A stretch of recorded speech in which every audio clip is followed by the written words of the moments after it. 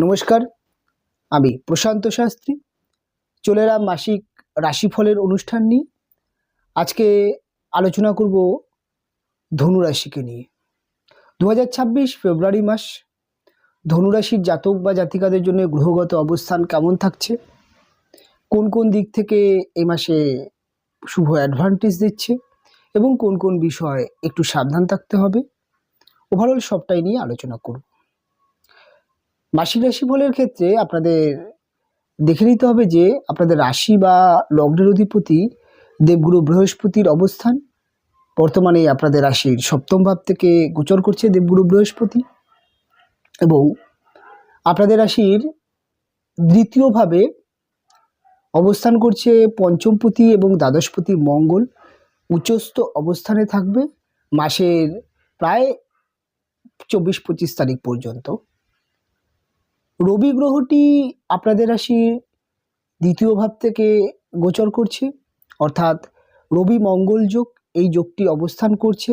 তবে রবি মঙ্গল যোগ 15 তারিখ পর্যন্ত থাকবে, কেননা 15 তারিখে রবি তার রাশি পরিবর্তন করে মকর থেকে কুম্ভ অর্থাৎ দ্বিতীয় ভাব থেকে তৃতীয় ভাবে গিয়ে অবস্থান করবে। এবং 5 তারিখের পরে আপনাদের দ্বিতীয় থেকে তৃতীয় দেবগুরু শুক্রাচার্য এবং বুধের অবস্থান দেখতে পাওয়া যায়। অর্থাৎ শুক্র এবং বুধ 1 থেকে 5 তারিখ পর্যন্ত দ্বিতীয়ভাবে থাকলেও 5 তারিখের পর থেকে আপনাদের তৃতীয়ভাবে কি অবস্থান করবে। বর্তমানে তৃতীয় অবস্থান করছে রাহু। রাহু শুক্র যোগ, রাহু বুধ যোগ, বুধ রাহু শুক্র যোগ, এই যোগটি দেখতে পাওয়া যাবে। রাহু দুটি গ্রহেরই ব্যালেন্স বা সত্তাকে নষ্ট করে। রাহু শুক্র যোগটি অর্থ নাশ করে, দাম্পত্য জীবনে অহেতুক সমস্যা তৈরি করে, এবং শুক্র যেটাকে বলা হয় যে লয়ালিটি বা চারিত্রিক দিকটা ক্ষয়ক্ষতি বা নষ্ট করে, অর্থাৎ একটা অ্যাফেয়ার্স বা অবৈধ বা ভৌতিক বাসনার প্রতি লিপ্ত করে এবং লোভ এবং ফাটকার দিকে নিয়ে যায়। বুধ রাহু এই যোগটি বুধের বলবত্তা নষ্ট করে। বুধ হচ্ছে আমাদের বাকচতুরতা, কথাবার্তার জায়গায় সিলেমিস্টিক হয়, এবং তার সাথে সাথে আমাদের স্মৃতিশক্তির কারক গ্রহ, অর্থাৎ স্মৃতিশক্তি অর্থাৎ মনে রাখার ক্ষমতা এই সময় অনেকটা কম দেখতে পাওয়া যাবে। এবং তার সাথে সাথে আর একটা জিনিস দেখতে পাওয়া যাবে, আপনাদের মধ্যে কিন্তু ডিসিশন সিলেমিস্টিক হওয়ার, অর্থাৎ বুদ্ধির কারক গ্রহ যেহেতু বুধ, অর্থাৎ বুদ্ধি বা ডিসিশন নেওয়ার ক্ষেত্রে কিন্তু অনেকটাই সিলেমিস্টিক হতে দেখতে পাওয়া যাবে এই রাহু বুধ এবং রাহু শুক্র বুধ এই কনজাংশন বা যোগের জন্যে, যেটি কিন্তু বলা যেতে পারে এই মাসের 5 তারিখ থেকে মোটামুটি মাসটা প্রায় শেষের দিক পর্যন্তই থাকছে।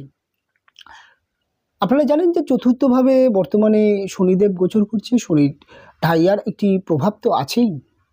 এই হচ্ছে গ্রহগত অবস্থান। তবে তার সাথে সাথে আপনাদের ভাগ্যভাবের কেতু অবস্থান, গ্রহগত অবস্থান এরকম থাকছে। সবার প্রথমে ধনুরাশির শরীর স্বাস্থ্য এবং মানসিক দিক কেমন থাকছে দেখে নেওয়া যাক। শরীর স্বাস্থ্যের জায়গায় এ মাসে সব দিক থেকেই ভালো আছে, শারীরিক কোনো বড়সড় কোনো প্রবলেম হওয়ার সম্ভাবনা নেই। তবে ষষ্ঠপতি শুক্রের তৃতীয় উপচয় স্থানে রাহুর সাথে অবস্থান, এটা কিন্তু এক কথায় বলা যেতে পারে যে আপনাদের সর্দি কাশি অ্যালার্জি জাতীয় সমস্যা থাকলে বা পেটের সমস্যা থাকলে কিছু সমস্যা আসতে পারে, তবে বড়সড় কোনো সমস্যা দেখা যায় না। আরেকটা জিনিস, সেটা মন মানসিকতার জায়গায় আপনার এই মাসে মন মানসিকতা যথেষ্ট ভালো থাকবে। একটুখানি ভ্রমণ প্রিয় মানসিকতা, একটু উপভোগ প্রিয় মানসিকতা, একটু খরচে মানসিকতা, এটা দেখতেই পাওয়া যাবে। এইবার খরচের কথা বলতে গেলে সেকেন্ড হাউসে দুখানা গ্রহ বসে আছে, রবি এবং মঙ্গল। দুটো গ্রহকেই ধনভাবে অর্থ খরচ করিয়ে থাকে। উচ্চস্থ মঙ্গল সেকেন্ড হাউসে এবং প্রচুর পরিমাণে অর্থ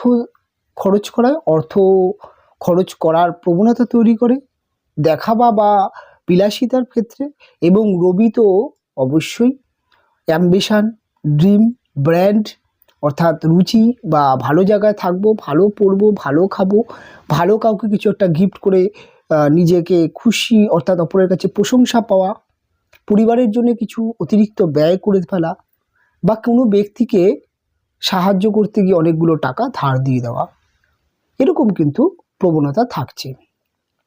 অর্থ ব্যয় প্রচণ্ড পরিমাণে থাকছে আপনার নিজের জন্য, পরিবারের জন্য, আপনার সন্তান, আপনার বিবাহিত জীবন, প্রত্যেকটা জায়গা বা ভ্রমণ, যে কোনো ক্ষেত্রে অর্থ ব্যয় থাকছে।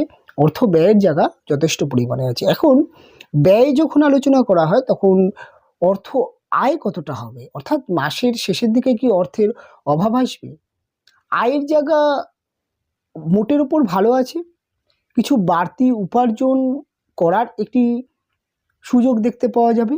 যারা সেলফ প্রফেশনাল বিজনেস, যারা অনলাইন বিজনেস, ট্যুর অ্যান্ড ট্রাভেলসের বিজনেস, ট্রান্সপোর্ট এক্সপোর্টের বিজনেস, বা যারা ফ্যাশনেবল দ্রব্যের বিজনেস, ইন্টেরিয়ার ডেকোরেশন, অভিনয়, বিভিন্ন রকম সোশ্যাল মিডিয়ায় ক্রিয়েটার, তাদের ক্ষেত্রে কিছু বাড়তি, বা যারা কনসালটেন্সি দেন তাদের ক্ষেত্রে কিন্তু বাড়তি কিছু মুনাফা, বাড়তি কিছু উপার্জনের একটা জায়গা দেখতে পাওয়া যাবে। এবং বিজনেসম্যানদের জন্য কিন্তু এটি কিন্তু লাভদায়ক সময়। তার কারণ হচ্ছে বুধ হচ্ছে সপ্তম ভাবের অধিপতি, এবং এই বুধের ওপর বা এই শুক্রের ওপর যেমন রাহুর প্রভাব আছে তেমন দেবগুরু বৃহস্পতিরও প্রভাব আছে। দুদিক থেকেই কিন্তু একদিকে ব্যালেন্স করছি, আর একদিকে কিন্তু রাহু হঠাৎ কিছু ফাটকা, হঠাৎ কিছু বড় অর্ডার, হঠাৎ কোনো একটি প্রাপ্তিযোগ থাকে। যারা বিজনেস অনলাইনের মাধ্যমে করছেন, অর্থাৎ আপনার শপ হতে পারে, আপনার বিজনেস আপনি অনলাইনে প্রমোট করছেন, অ্যাডভার্টাইজমেন্ট করছেন, আপনি যদি কিছু অ্যাডভার্টাইজমেন্টের মধ্যে খরচ করতে পারেন, এই সময় কিছু বাড়তি উপার্জন অবশ্যই ধনুর ক্ষেত্রে দেখতে পাওয়া যাবে। এবং ব্যবসার ক্ষেত্রে সময়টি যথেষ্ট ভালো, তবে রাহু কিন্তু ফাটকা যেমন দেয়, অর্থাৎ ফাটকা বলতে লোভের কথা বলা হয়।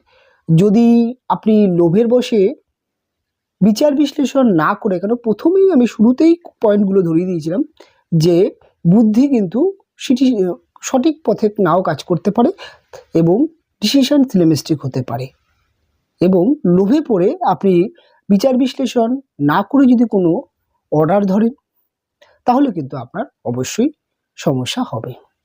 এটা কিন্তু দেখতে পাওয়া যাবে। অর্থাৎ রিস্কি অর্ডার আপনি নিতেই পারেন, রিস্কি কাজ নিতেই পারেন, তবে মানি ম্যানেজমেন্ট মাথায় রাখতে হবে, এবং কাজের ক্ষেত্রে কতটা রিস্ক আপনি নিতে পারেন সেটা কিন্তু মাথায় রাখতে হবে। কেন এই ধরনের সুযোগ আসবে, কিছু ভালো সুযোগ আপনাকে বাড়তি কিছু উপার্জন করতে পারে, আবার কিছু ফ্রড কাজও আসতে পারে, অর্থাৎ কিছু লসের সম্মুখীন হতে পারে। তাই এই জায়গাটাকে বিচার বিশ্লেষণ করতে হবে।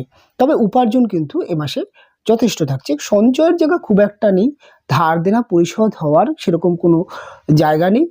যতটা আপনার খরচ ততটা আপনার ব্যয়, এটা দেখা যাবে। বাড়তি কিছু খরচ এ মাসে মাথায় বসতে পারে, তবে খুব একটা যে ধার দেনা হবে সেটা কিন্তু নয়, যদি আপনি নিয়ন্ত্রণ করতে পারেন। কেননা রাহু শুক্র ম্যানেজমেন্ট করায় না, ম্যানেজমেন্ট করতে পারে না মানুষ, অর্থের ম্যানেজমেন্টটা বুঝতে পারে না, কাজেই কিন্তু মাসের শেষে অর্থের সমস্যা আসলেও আসতে পারে। কাজেই আপনাকে প্রথম থেকেই অর্থ বুঝে খরচ করতে হবে। মাসিক রাশিফলের মূল ফান্ডাই হচ্ছে আপনাকে কি করতে হবে কি করতে হবে না আগের থেকে বলে দেওয়া। এবার এডুকেশনের জায়গা কোনো রকম কোনো সমস্যা নেই। এডুকেশান প্রাইমারি বা উচ্চশিক্ষা, চাকরির পড়াশোনা, যে কোনো জায়গায় কিন্তু সমস্ত দিক থেকে ঠিকঠাক আছে, কোনো রকম কোনো বাড়তি সমস্যা নেই। এবার যদি খেলাধুলার জগতে যারা আছেন তাদের জন্য মাসটি যথেষ্ট ভালো, টোটাল মাসটাই যথেষ্ট ভালো থাকছে। সরকার বা সরকারি যারা চাকরি করছেন তাদের ক্ষেত্রে 1 থেকে 15 সময়টি উত্তম।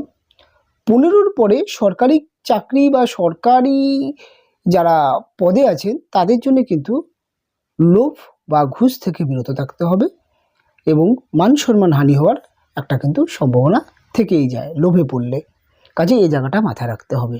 কাউকে কোনো কমিটমেন্ট দেওয়ার আগে, কোনো একটি কাজ করার আগে আপনাকে মাথায় রাখতে হবে, সেটা আপনি সরকারি চাকরি করুন, প্রাইভেটে করুন, বা আপনি আপনার পার্সোনাল জীবনের ক্ষেত্রে হোক, এই জায়গাটা মাথায় রাখতে হবে। 15 থেকে 30 তারিখ মান সম্মান হানি হওয়ার একটা সম্ভাবনা থাকতে পারে।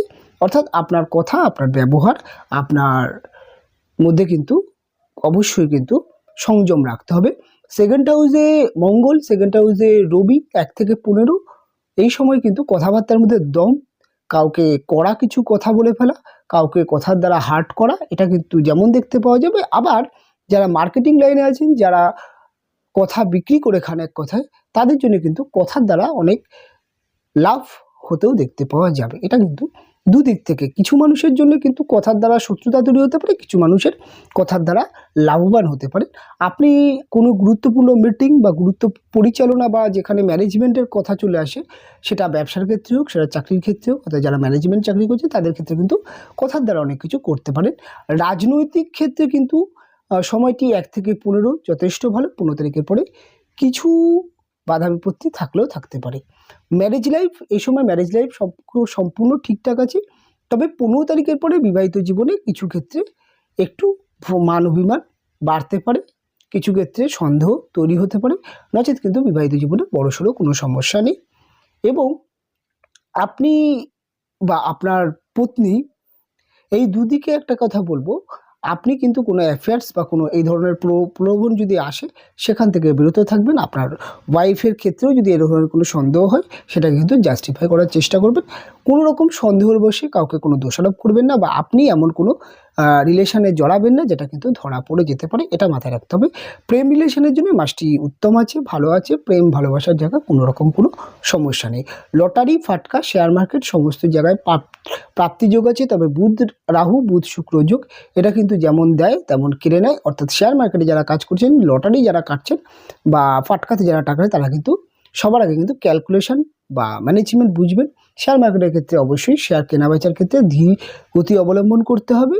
স্টক কেনাবেচার ক্ষেত্রে সবার প্রথমে আপনাকে কিন্তু ফান্ডামেন্টাল, টেকনিক্যাল মাথায় রাখতে হবে। যারা ইন্ট্রাডে ট্রেডিং করে তাদের ক্ষেত্রে কিন্তু ইন্ট্রাডে ট্রেডিং না করাই ভালো, অর্থাৎ ধীরে সুস্থে ডিসিশন নেওয়ার জন্য সুইং ট্রেডিং করাই ভালো। এই হচ্ছে ওভারঅল দিক থেকে ধনুরাশির জাতক বা জাতিকাদের 2026 ফেব্রুয়ারি মাসের মাসিক রাশিফল। অনুষ্ঠানে বিভিন্ন দিক থেকে বিভিন্ন রকম বার্তা দেওয়ার চেষ্টা করলাম। আজকের অনুষ্ঠান এখানেই শেষ করব। ফিরে আসবো পরবর্তী লগ্ন বা পরবর্তী রাশির অনুষ্ঠান নিয়ে। আপনারা ভালো থাকবেন, আপনারা সুস্থ থাকবেন। দেখা হবে পরবর্তী অনুষ্ঠান।